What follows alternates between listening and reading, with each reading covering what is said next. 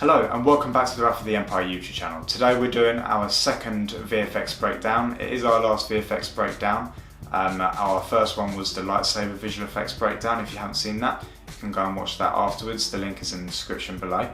And also if you haven't seen the trailer yet, go and watch that. We'll be spoiling a shot from the trailer in the video, so go and watch it first and come straight back. You can see it on the YouTube channel or on the Kickstarter page.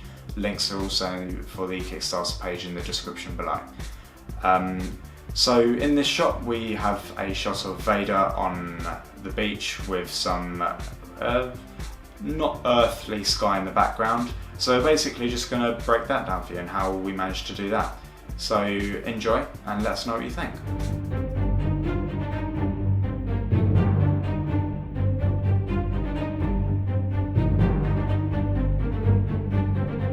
Okay, so here we have our Vader shot. This is pre-grade and pre-VFX. Now you can see here what we've got going on. We've got some masks, we've got some layers, a planet and a planetary rings, a lot of feathering going on, some opacity drops, and as I say, some masks. And that's what we're basically going to be doing in this video.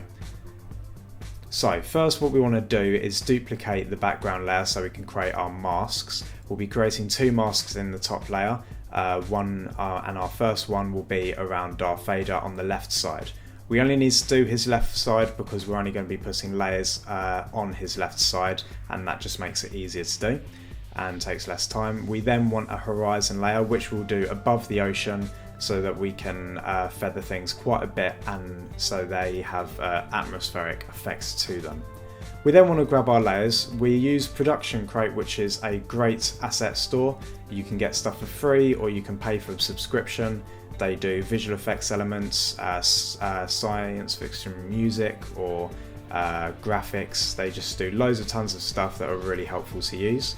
For this we use their planetary rings. So we just grabbed a couple to see which one was best, and then we popped it into our layer. Popping it behind Vader, we then masked the feather so that it matched the horizon and just faded quite well in the distance and looked like it was going to the horizon but also was going through atmosphere, and we dropped that opacity down a little bit.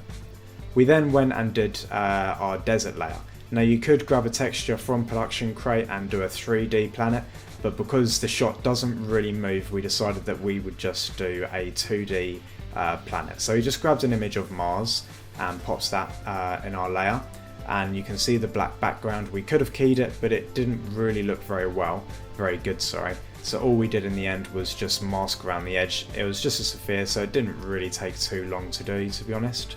And it was only afterwards we realised we could have probably just done a circle layer, circle mask, but never mind. You then want to scale and reposition the planet to where you want it to be. For us it was by the planetary rings. And then in there you can also drop your opacity just so it matches the background a little bit more, do a bit of a mask feather and drop it below the masked and planet texture layer. And you can see already we're getting that kind of atmosphere between there. You just want to mask the feather and opacity a bit more and then add a Gaussian blur.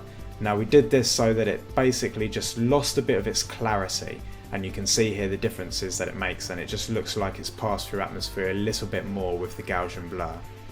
You also then want to add a gradient ramp. Now the gradient ramp will basically be our lighting. Obviously there is no lighting in there as it's not a 3D layer, so the gradient ramp will just basically be the light and dark of the lighting. And you just want to go through and match the sun. The sun was on the left side for us, so that's where we put the light, and the dark is obviously on the opposite side. And just go through and match it up until it looks right.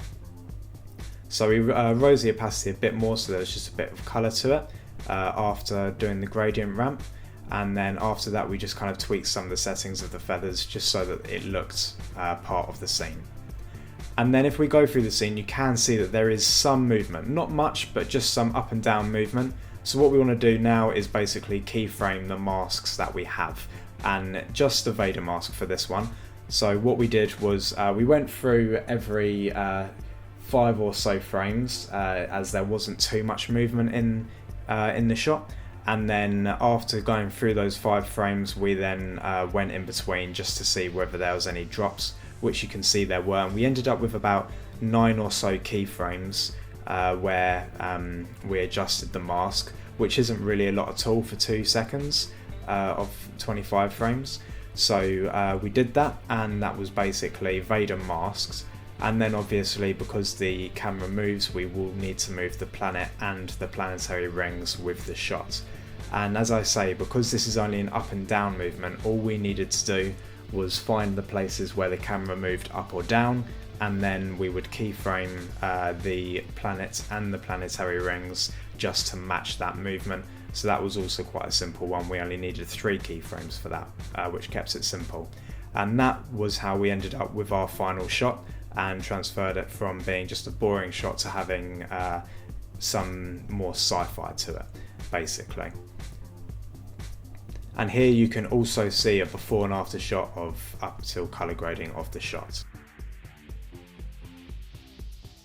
So we hope you enjoyed the VFX breakdown. That was the Vader beat shot. As I said earlier, if you haven't seen our first breakdown, go and check it out now, and check out the teaser trailer if you haven't seen that already.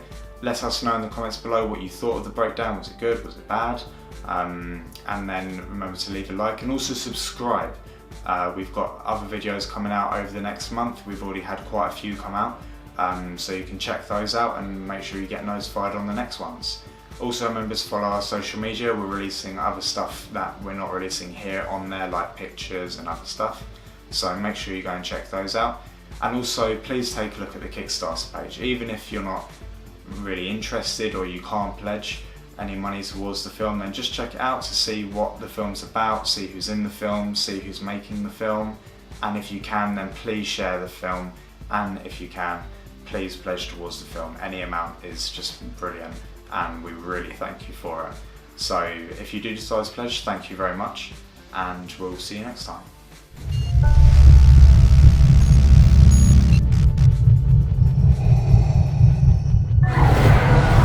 By the Emperor's command, we are to track down the Jedi.